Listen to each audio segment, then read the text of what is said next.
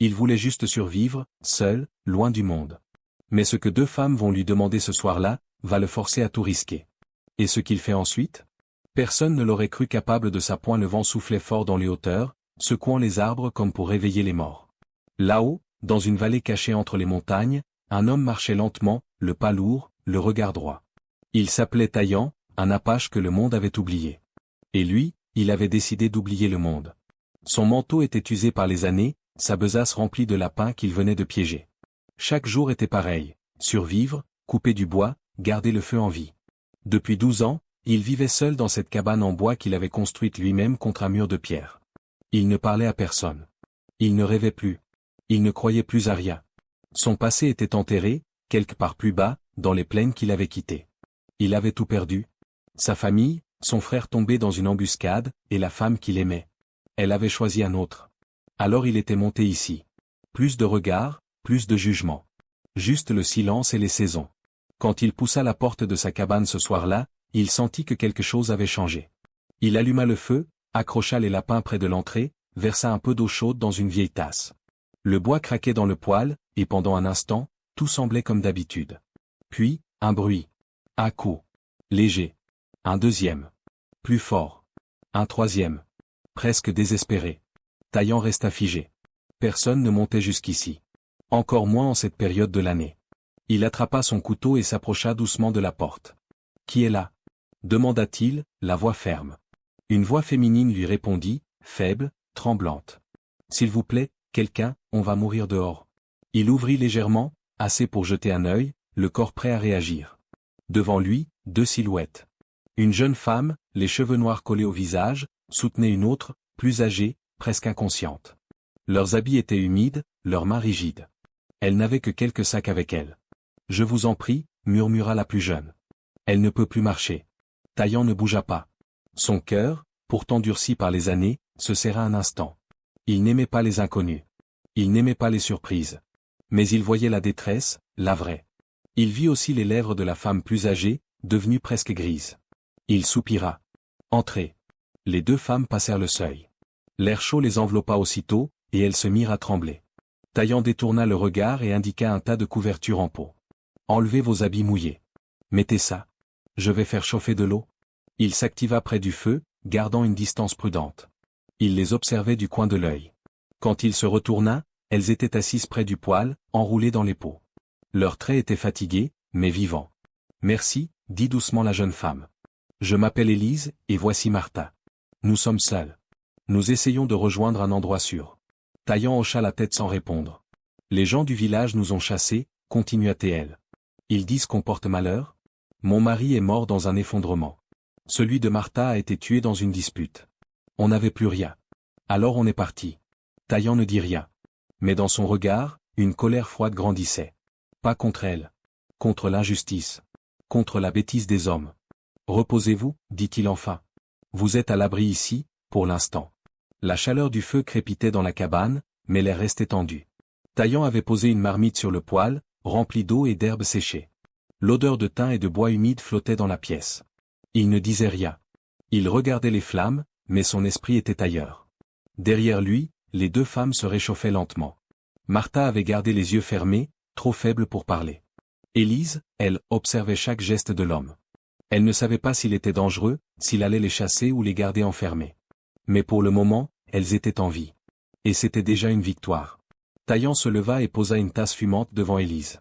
Puis une autre, plus petite, pour Martha. « Ce n'est pas grand-chose, dit-il. Mais ça aide le corps à reprendre des forces. » Élise murmura un merci sincère. Elle aida Martha à boire quelques gorgées. Taïan les regardait sans bouger, les bras croisés. Il lisait dans leurs gestes, leur silence, leurs yeux fatigués. Ce qu'il voyait ne lui plaisait pas. Pas parce qu'il s'en méfiait.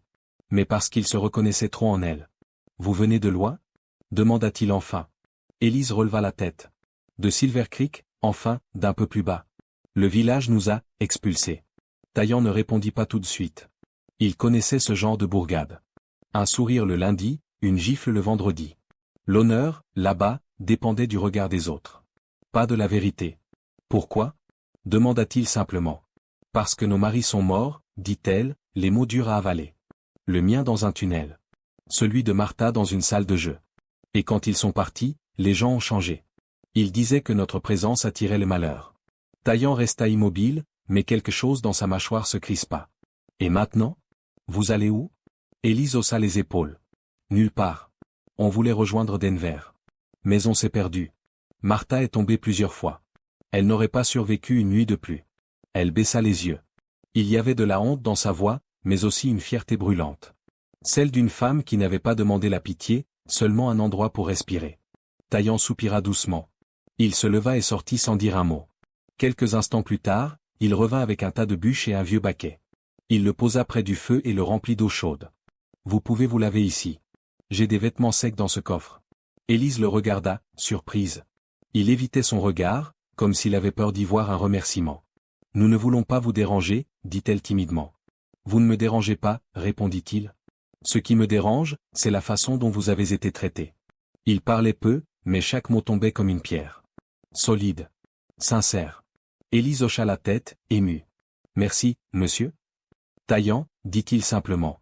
Le silence retomba, mais il était différent. Moins lourd. Moins coupant. Taillant ajouta du bois dans le feu, puis s'installa sur une chaise, dos tourné à elle, pour leur laisser un peu d'intimité. Il garda les yeux sur la flamme, comme pour l'empêcher de mourir. Derrière lui, il entendait les mouvements lents, le tissu mouillé qu'on retirait, les couvertures qu'on tirait jusqu'au menton. Il aurait pu les ignorer. Il aurait pu fermer la porte et retourner à sa solitude. Mais il ne l'avait pas fait. Et il sentait déjà, dans un coin de son cœur qu'il croyait gelé, quelque chose de nouveau naître. Une inquiétude. Une chaleur. Un petit feu fragile, qu'il n'avait pas allumé lui-même. Le matin arriva doucement, sans bruit, comme un souffle sur la peau. La lumière passait à travers les fentes de la vieille fenêtre en bois, dessinant des lignes pâles sur le sol. Taillant était déjà debout. Il n'avait presque pas dormi. Assis près du poêle, il nettoyait ses couteaux avec soin. Il avait laissé son lit aux deux femmes, tendu une couverture épaisse pour leur créer un coin à elles. C'était la première fois en 12 ans qu'il n'était pas seul dans cette cabane. Et tout semblait différent. Il entendit un léger mouvement. Puis une voix douce. « Vous êtes déjà réveillé ?» demanda Élise, les cheveux tressés, le visage plus reposé. « Je dors rarement longtemps, » répondit Taillant sans lever les yeux. Elle s'approcha, lentement. Elle portait une vieille chemise qu'il avait laissée dans le coffre, un peu trop grande, mais sèche. Ses joues reprenaient des couleurs. Dans son regard, on lisait encore la fatigue, mais aussi quelque chose d'autre, de la reconnaissance. « Vous nous avez sauvés, » dit-elle simplement. Taillant haussa les épaules. « Je vous ai juste laissé entrer. Le feu a fait le reste. Vous auriez pu ne pas le faire. » Il se tut. Bien sûr qu'il aurait pu. Il avait vécu des années à refuser le moindre contact. Pourquoi avait-il ouvert cette fois-là? Il ne connaissait pas la réponse. Martha se leva à son tour, plus lente, mais plus solide. Elle s'assit sur la chaise de Taillant comme si elle avait toujours été là. Elle observa la pièce, puis le regarda droit dans les yeux. « Vous vivez ici depuis longtemps ?»« 12 ans, répondit-il. Elle hocha la tête lentement. « Cela se voit. Tout est bien rangé. Chaque chose à sa place. Sauf vous. » Taillant fronça légèrement les sourcils. « Que voulez-vous dire? Vous êtes là, physiquement.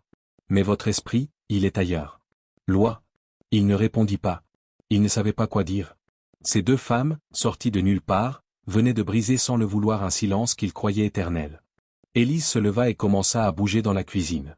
Elle ouvrit doucement les placards, regarda ce qu'elle pouvait préparer. « Je peux faire quelque chose à manger ?» demanda-t-elle. Taillant hocha la tête. « Servez-vous. » Elle trouva des pommes séchées, un peu de farine, et prépara une sorte de galette sur la plaque du poêle. Une odeur douce se répandit dans la pièce. Taillant n'avait pas ressenti cette chaleur-là depuis longtemps. Pas seulement celle du feu, celle d'un foyer. Quand elle posa une assiette devant lui, il hésita. Puis il mangea en silence. Martha souriait doucement. « Nous ne voulons pas être un fardeau, » dit Élise. « Vous ne l'êtes pas, » répondit-il sans réfléchir. « Le froid est encore trop fort dehors. Vous resterez ici jusqu'à ce que ce soit sûr. » Élise baissa les yeux, soulagée. Mais Taillant, lui, sentait autre chose. Un nœud au fond de la poitrine. Comme un mur qui craque lentement sous le poids du temps. Elles étaient des étrangères. Et pourtant, leur présence réveillait quelque chose qu'il croyait mort, la sensation d'être humain. Il ne savait pas encore si c'était un cadeau, ou le début des ennuis. Taillant était assis dehors, sur une vieille souche, le regard perdu vers les hauteurs. Le vent soufflait encore, mais moins fort que les jours précédents. Il observait les nuages qui passaient lentement au-dessus de la montagne, comme des souvenirs qui refusent de disparaître. Il avait toujours aimé cet endroit. Il s'y sentait invisible. Ici, personne ne lui posait de questions. Personne ne le forçait à parler du passé. Mais depuis l'arrivée d'Élise et Martha, son refuge n'était plus un tombeau de silence, c'était redevenu un lieu vivant. Il entendit des pas derrière lui. « Vous venez souvent vous asseoir ici ?» demanda Élise en approchant, les bras croisés pour se protéger du froid. « Quand j'ai besoin de me rappeler que je suis encore là, » répondit-il sans tourner la tête. Elle s'assit à côté de lui, sans parler. Le silence entre eux n'était plus tendu, il était devenu une forme de confiance. Elle attendit qu'il parle. « Je n'ai jamais eu d'épouse, » dit-il enfin. « Je ne me suis jamais permis cette chance. » Élise le regarda doucement. « Pourquoi ?» Il réfléchit un instant, puis haussa les épaules. « Il y a eu une femme, autrefois. Mais elle a choisi un autre homme. Et moi, j'ai choisi de ne plus appartenir à ce monde. » Elle ne répondit pas tout de suite. Le vent faisait bouger ses cheveux noirs autour de son visage. Elle semblait comprendre sans juger. « Certains hommes choisissent la solitude, dit-elle. D'autres n'ont jamais eu le choix. » Taillant tourna la tête vers elle. Il vit dans ses yeux une tristesse familière. Pas seulement la sienne. Une douleur ancienne, portée en silence, acceptée sans bruit. « Et vous ?» demanda-t-il. « Mon mari était bon. Silencieux, un peu comme vous. Il travaillait dans une mine, toujours fatigué, mais il ne se plaignait jamais. Un jour, il n'est pas rentré. L'air l'avait trahi. Il s'est endormi dans le noir, et ne s'est jamais réveillé. » Taillant serra les mâchoires. « Et les gens vous ont blâmé pour ça ? Certains ont besoin de coupables. Les veuves sont des cibles faciles. Trop seules pour se défendre. Trop fortes pour disparaître. » Elle sourit, un sourire amer. Taillant sentit une colère sourde monter en lui. Non pas contre elle. Contre ceux qui détruisent ce qu'ils ne comprennent pas. « Vous n'auriez jamais dû être jeté dehors. »« Vous non plus, » murmura-t-elle. Leurs regards se croisèrent. Il y avait quelque chose dans ses yeux qu'il n'avait pas vu depuis longtemps, de la douceur. Pas celle qui fait tomber les hommes amoureux. Celle qui soigne les plaies invisibles. Ils rentrèrent ensemble. Martha était assise près du feu, recousant la manche d'une vieille chemise de Taillant. « Vous permettez ?» demanda-t-elle. « J'ai encore quelques forces dans les doigts. » Il hocha la tête. « Faites comme chez vous. » Elle sourit. « Vous savez, Taillant, vous avez peut-être vécu seul pendant des années. Mais vous n'êtes pas aussi seul que vous le croyez. » Il ne répondit pas. Il se contenta de s'asseoir près du poêle, de regarder les flammes danser, et d'écouter les bruits de la vie reprendre dans sa cabane. Une vie simple, fragile, mais vivante. Il ne voulait pas appeler ça un foyer. Pas encore. Mais pour la première fois depuis 12 ans, il n'avait pas hâte de voir le monde redevenir vide. La nuit tomba tôt ce jour-là. Le vent soufflait encore, faisant claquer les volets en bois. À l'intérieur de la cabane, le feu brillait doucement. Martha tricotait en silence, une couverture posée sur ses genoux. Taillant rangeait ses outils près du mur, les mains pleines d'habitudes anciennes. Élise, elle, fouillait doucement dans son petit sac en toile. « Vous cherchez quelque chose ?» demanda Taillant sans se retourner. « Oui, » répondit-elle. « Je croyais l'avoir perdu, mais non. » Elle sortit un objet long et fin, enveloppé dans un tissu. Elle le déplia avec précaution. Une flûte en bois, lisse, sculptée à la main, usée par le temps. « C'est la seule chose que j'ai gardée de mon mari, » dit-elle. Il la jouait tous les soirs. Depuis sa mort, je ne l'ai presque plus touchée. Taillant s'arrêta de bouger. Même Martha leva les yeux. « Tu devrais en jouer, » souffla Martha. « Pour lui, pour toi. » Élise hésita, les doigts tremblants. Puis, doucement, elle porta l'instrument à ses lèvres. La première note fut fragile, presque brisée. Puis vint la suivante, plus claire. Une mélodie lente, profonde, pleine de tristesse. Chaque son semblait flotter dans l'air, s'accrocher aux poutres, caresser les murs. Taillant sentit son cœur se contracter. Il n'avait pas entendu de musique depuis des années. Ce n'était pas simplement un air. C'était un cri silencieux. Une prière. Un souvenir. Il ne bougeait plus. Son regard était perdu dans les flammes, mais ses pensées étaient ailleurs. Des images remontaient, un chant au coucher du soleil, le rire d'un frère, une main qu'il avait un jour refusée par orgueil. Quand la mélodie s'arrêta, le silence qui suivit était encore plus fort. « Encore » dit Taillant d'une voix basse. Élise releva la tête, surprise. « Pardon ?» J'ai dit « encore. » Si vous le voulez bien. Un petit sourire naquit sur son visage. Elle repositionna la flûte et joua un deuxième morceau. Cette fois, la mélodie était plus légère, comme une danse oubliée. Martha se mit à fredonner doucement. Même Taillant, sans s'en rendre compte, tapait du pied, très légèrement. Quelque chose s'ouvrait dans la pièce. Une brèche dans la solitude. Une chaleur nouvelle. Quand la dernière note s'éteignit, Élise baissa l'instrument. Ses joues étaient rouges, ses yeux brillants. « Merci » murmura Taillant. Elle hocha la tête, émue. Cela faisait longtemps que personne ne m'avait écouté. Cela faisait longtemps que je n'avais rien entendu d'aussi beau, répondit-il simplement. Martha s'étira, fatiguée. La musique, c'est ce qui nous rappelle que nous sommes encore humains, dit-elle en posant sa couverture. Taillant resta silencieux. Il savait qu'elle avait raison. Cette nuit-là, ils s'endormirent plus paisiblement que les précédentes. Taillant, comme toujours, resta dans son fauteuil près du feu, gardant l'oreille attentive, le regard sur les braises. Mais cette fois, ce n'était pas par méfiance. C'était parce qu'il ne voulait pas que cette paix disparaisse. Le lendemain, le ciel était lourd, gris, silencieux. Une de ces journées où l'air semble trop calme pour être honnête. Taillant sortit tôt, comme d'habitude, pour vérifier ses pièges à gibier. Il ne parlait pas, mais quelque chose dans son regard était plus alerte que d'habitude. Pendant ce temps, dans la cabane, Élise balayait le sol avec un balai rudimentaire. Martha, installée sur la chaise en bois, recousait une chaussette trouée. Un air tranquille régnait. Trop tranquille. Lorsque Taillant revint, il posa d'abord son sac, puis s'arrêta net près de la fenêtre. Son regard devint dur, son souffle court. « 3 hommes, dit-il. Élise releva la tête. « Qui ? Cavalier. 2 armés. Et un que je connais. » Il s'approcha de la porte, saisit son fusil, puis s'arrêta. « Écoutez-moi bien. Restez à l'intérieur. Ne parlez pas, sauf si je vous le demande. Compris ?» Élise hocha la tête. Martha avait pâli. Taillant ouvrit la porte d'un coup sec. Dehors, 3 chevaux avançaient lentement dans la poudreuse. L'homme en tête portait un manteau long, et un chapeau usé. Son regard était dur. Derrière lui, 2 autres le suivaient, arme en main. Taillant, lança l'homme en approchant. « On dirait que tu as de la visite. »« Ce terrain est privé, » répondit Taillant, le fusil bien en vue. « Pas quand on cache des voleuses. » Martha, à l'intérieur, tressaillit.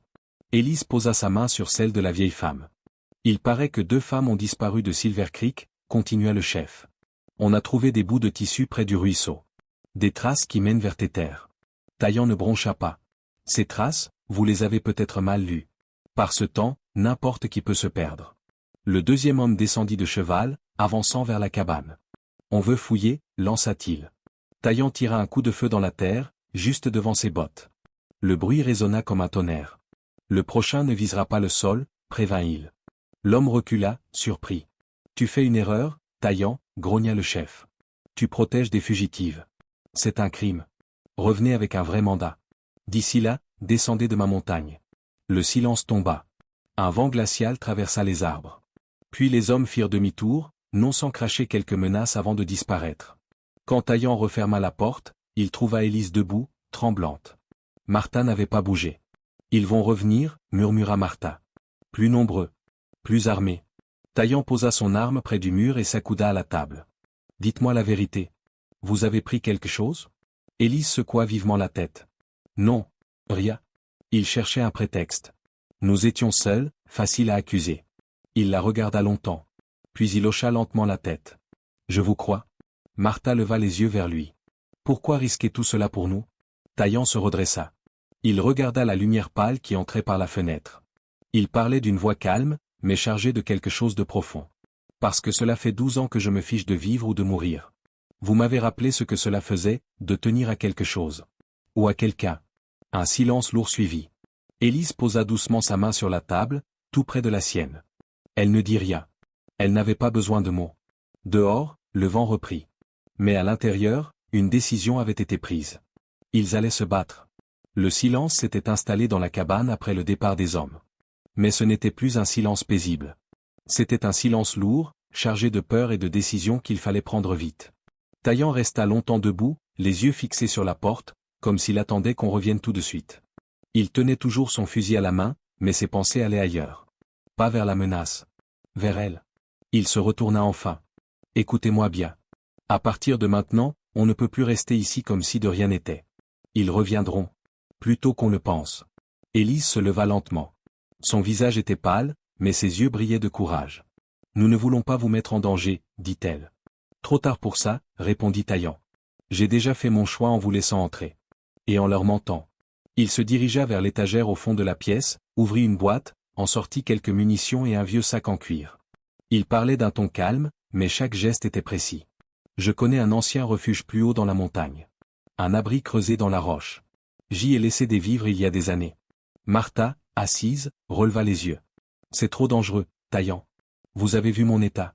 Je ne pourrai pas marcher très loin. Il s'agenouilla devant elle, sans détourner les yeux. Vous n'aurez pas à marcher seul. Elle baissa la tête. Un silence s'installa. Puis elle hocha doucement la tête. Très bien. Taillant se redressa, regarda Élise. Il faut partir au lever du jour. On aura peut-être quelques heures d'avance.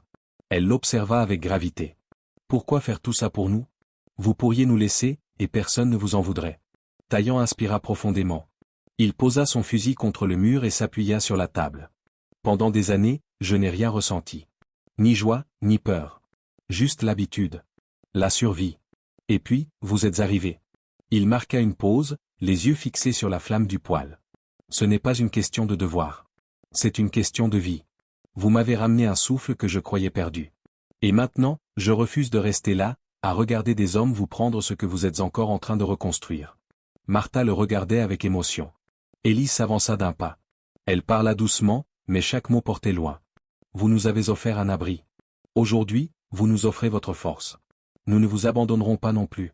Taillant acquiesça. Alors on prépare nos sacs. Pas trop de poids. Juste l'essentiel. La nuit tomba sur la montagne, mais personne ne dormit vraiment. Taillant aiguisait son couteau. Martha tricotait lentement, les doigts tremblants mais tenaces. Élise préparait des petits paquets de nourriture sèche, quelques outils, des couvertures pliées. Avant de se coucher, elle prit un moment pour s'asseoir à côté de Taillant. Je ne sais pas où tout cela va nous mener, dit-elle. Moi non plus, répondit-il. Mais pour la première fois, je veux savoir. Et dans la lueur faible du feu, sans un mot de plus, un lien invisible se forma entre eux. Pas encore de l'amour. Mais quelque chose de plus rare encore. La confiance. Le matin arriva sans lumière. Le ciel était gris, étouffé par les nuages, et l'air mordait la peau. Taillant rangeait les dernières choses dans son sac, méthodique. Chaque objet avait une place. Rien d'inutile. Rien d'oublié. Élise, silencieuse, enroulait une couverture autour de Martha, qui avait mal dormi. Son visage était pâle, ses mouvements lents, mais ses yeux restaient clairs. « Je suis prête », dit-elle d'une voix calme. Taillant s'approcha, observa la vieille femme. Il savait qu'elle tiendrait tant qu'elle le pourrait, mais il savait aussi que le chemin serait cruel. La pente serait rude. Le froid, brutal. Ils sortirent en silence. La cabane derrière ressemblait soudain plus fragile. Plus précieuse. Mais il n'y avait pas de retour possible. Pas cette fois. Taillant ouvrait la marche, taillant un chemin dans la poudreuse avec ses bottes épaisses. Élise suivait, tenant Martha par la taille. Chaque pas était un effort. Le souffle se faisait court.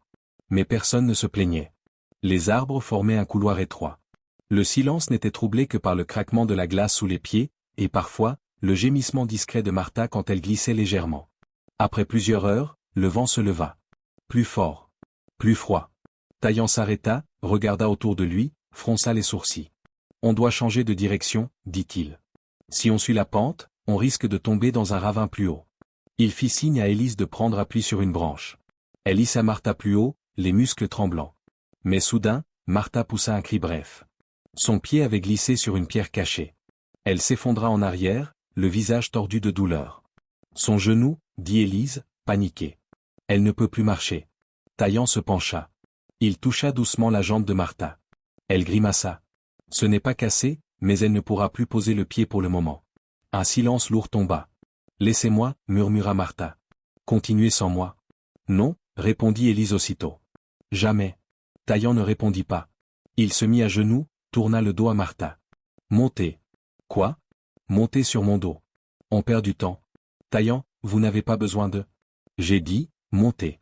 Martha obéit, les bras autour de son cou. Élise prit les deux sacs, les serra contre sa poitrine. Elle leva la tête, le visage dur.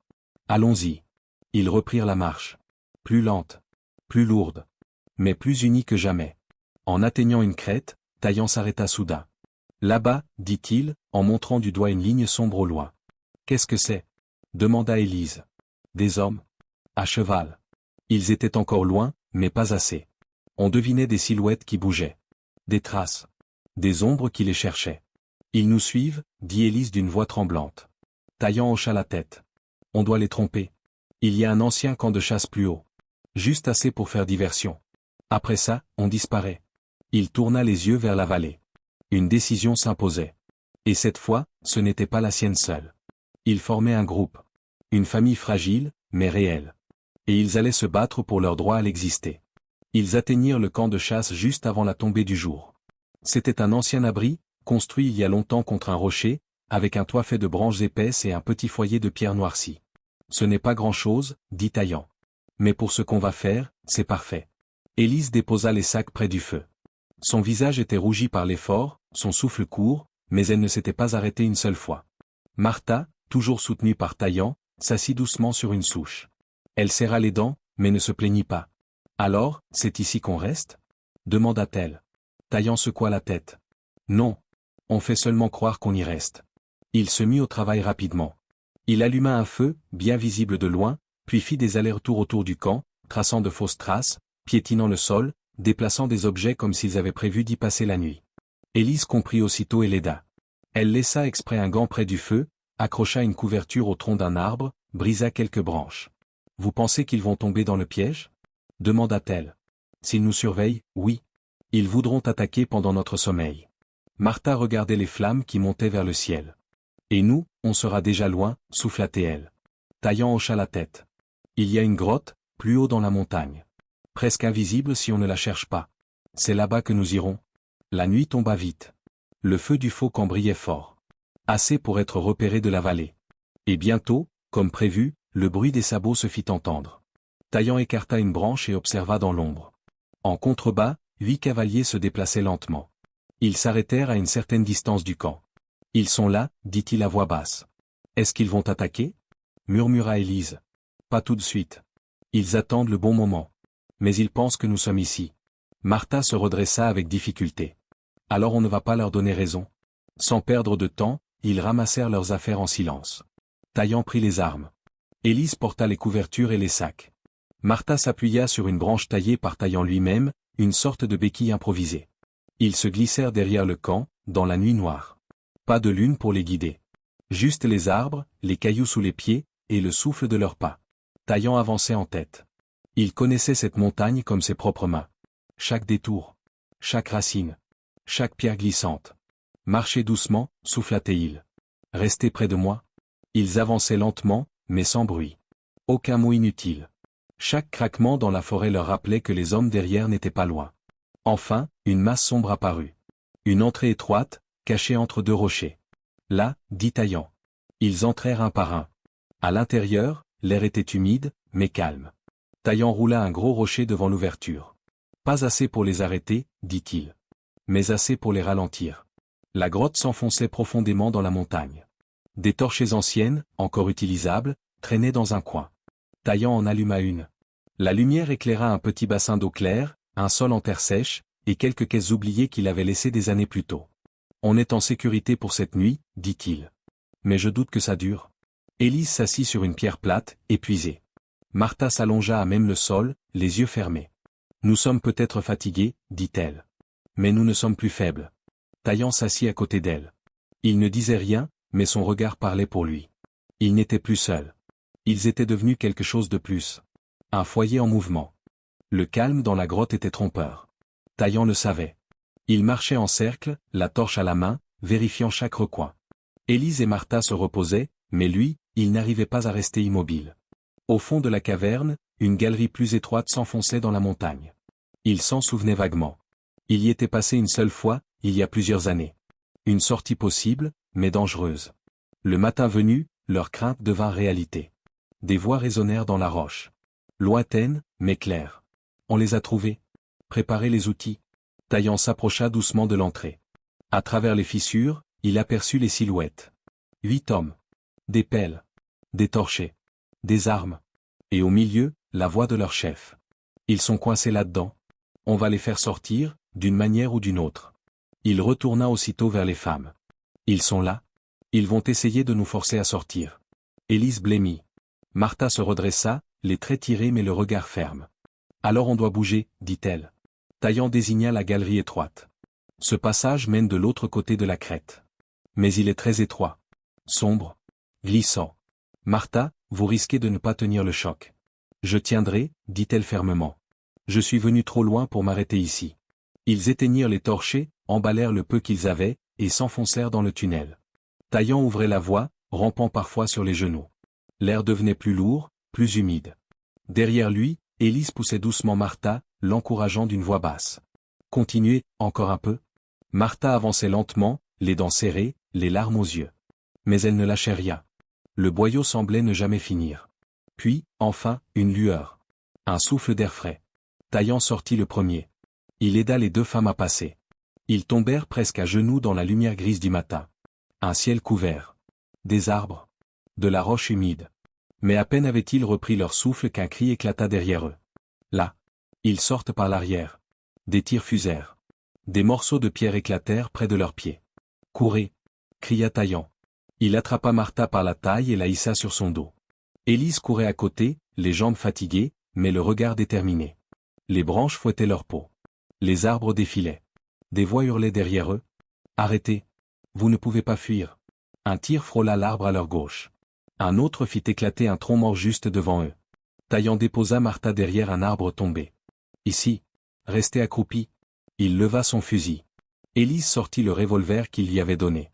Même Martha, le visage tendu, sortit le petit pistolet de secours caché sous sa robe. Ensemble, murmura Taillant. Les tirs reprirent. Il toucha un cavalier. Élise visa et blessa un autre à la jambe. Martha fit fuir un homme qui tentait de les contourner. Mais ils étaient trop nombreux. Trop bien armés. Et bientôt, leurs armes furent vides. Une voix s'éleva. Taillant. Donne-nous les femmes, et tu pourras partir vivant. Jamais, hurla-t-il. Vous les aurez seulement si je tombe le premier. Alors prépare-toi. Mais avant que les hommes n'avancent, une voix profonde, puissante, traversa la forêt. Que se passe-t-il sur ma montagne? Un apache géant, suivi de 3 autres, surgit des arbres. Il tenait un fusil ancien, mais entre ses mains, il paraissait aussi puissant qu'un canon. Taillant, cria-t-il. Baisse-toi. Un coup partit. Puis un autre. Les hommes de Silver Creek paniquèrent. Certains tombèrent, d'autres s'enfuirent. Le chef recula, furieux, blessé à l'épaule. Ce n'est pas fini, hurla-t-il. Si, gronda l'Apache. Reviens, et je m'occuperai de toi moi-même. Le silence retomba. Taillant se releva, couvert de terre. Élise, tremblante, regardait l'homme qui les avait sauvés. Atoï, dit Taillant. Tu es arrivé juste à temps. Tu m'as sauvé une fois, frère. Aujourd'hui, c'est moi. Le silence qui suivit la fusillade était plus lourd que tous les bruits de la guerre. On n'entendait que le souffle du vent dans les arbres et les pas prudents des chevaux qui s'éloignaient. Taillant posa lentement son fusil vide au sol. Ses mains tremblaient. Non pas de peur, mais de ce qu'il venait de risquer. De ce qu'il venait de choisir. Élise, couverte de terre, s'agenouilla à côté de Martha, qui serrait encore son arme vide contre elle. C'est fini, souffla Taillant. Mais Martha secoua doucement la tête. Non, c'est seulement un début. L'Apache venu les sauver s'approcha. Il avait la stature d'un géant, les traits marqués par l'âge et la sagesse. Sa voix, grave et calme, s'adressa à Taillant comme à un frère. Tu ne peux pas rester ici. Ils reviendront. Avec d'autres. Et cette fois, ils seront nombreux. Taillant le savait. Il hocha la tête. Tu as un endroit? Demanda-t-il. L'homme acquiesça. De l'autre côté de la vallée. Une clairière protégée. Notre peuple y construit un refuge pour ceux qui n'ont plus de place ailleurs. Il se tourna vers Élise. Les femmes sont les bienvenues. Et toi aussi. Taillant regarda Élise longuement. Elle tenait la main de Martha, mais ses yeux étaient posés sur lui. Elle ne disait rien. Elle n'avait pas besoin de parler. Ils suivirent les Apaches jusqu'à leurs chevaux. Ils laissèrent tout derrière eux, la cabane, les sentiers, les souvenirs et la peur. Pendant 2 jours, ils marchèrent. Lentement. Martha sur une monture, Élise tenant les rênes. Taillant ouvrait le chemin, le visage tendu, mais les épaules moins lourdes. Quand ils arrivèrent enfin, ils découvrirent un petit hameau naissant. Des cabanes en bois, des enfants qui jouaient, des visages fatigués mais vivants. Un lieu où les histoires tristes n'étaient pas des fins, mais des départs.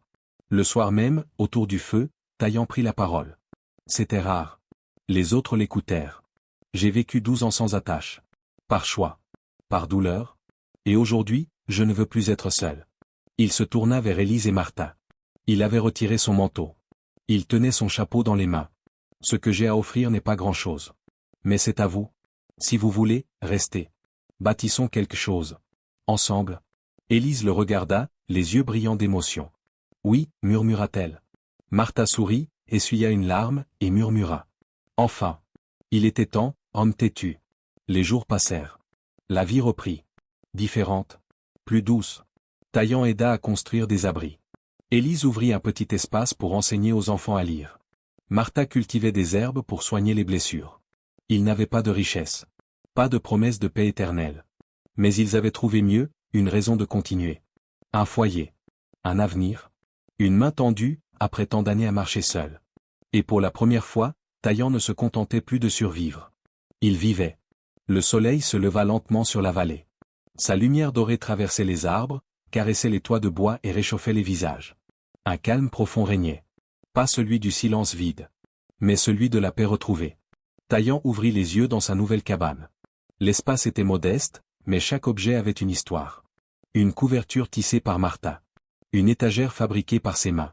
Un petit vase en argile, posé près de la fenêtre, rempli de fleurs sauvages cueillies par Élise. Il se leva sans bruit, enfila sa veste, et sortit. Le village commençait à s'éveiller. Des enfants couraient pieds nus, riant. Des hommes préparaient des outils. Des femmes faisaient bouillir de l'eau sur le feu. Élise l'attendait dehors, les mains dans les poches, les cheveux attachés en tresses. Elle lui adressa un regard doux. « Bien dormi » demanda-t-elle. « Mieux que je ne m'en souvienne » répondit-il. Ils marchèrent ensemble vers le potager, où Martha cueillait quelques feuilles. Elle s'appuyait encore parfois sur sa canne, mais elle avançait seule maintenant, le dos droit, le regard fier. « Vous devriez faire une pause » lança Taillant. « Et toi, tu devrais sourire plus souvent » répliqua Martha sans se retourner. Ils rirent tous les trois. Un rire simple. Vrai. Léger. L'après-midi, ils accueillirent un nouveau groupe de voyageurs. Une famille fuyant un autre village, encore marqué par la peur et les jugements. Élise les guida vers une cabane vide. Taillant aida à porter les sacs. Martha donna à boire à l'enfant. Il n'y avait pas de grands discours. Pas de promesses. Juste des gestes. Des regards. Et une certitude partagée, ici, on avait le droit de recommencer. Le soir venu, ils allumèrent un feu au centre du village. Les habitants s'y regroupèrent, assis en cercle. Une vieille femme chanta une chanson ancienne. Un garçon joua d'un tambour fait de peau et de bois. Puis Élise sortit sa flûte. Taillant la regarda s'avancer. Elle leva les yeux vers lui, hésitante. « Tu veux que je joue ? » « Je veux que tu vives, » répondit-il. Elle sourit. Et la musique remplit l'air. La mélodie dansait entre les flammes. Elle n'était plus triste. Elle portait une joie discrète, celle qui vient quand on a traversé l'ombre et qu'on aperçoit enfin un chemin devant soi. Taillant observait les visages autour de lui. Des visages qu'il ne connaissait pas, mais qui formaient désormais sa tribu. Son monde. Il pensa à son ancienne vie. Aux années perdues. À la cabane seule, au silence, au regret. Puis il regarda Élise. Martha. Les enfants. Le feu. Et il sut. Ce n'était pas un miracle. Pas un conte. C'était du travail. De la douleur. Des choix. Mais c'était réel. Il se leva, s'avança vers Élise, et tendit la main. « Danse avec moi » dit-il.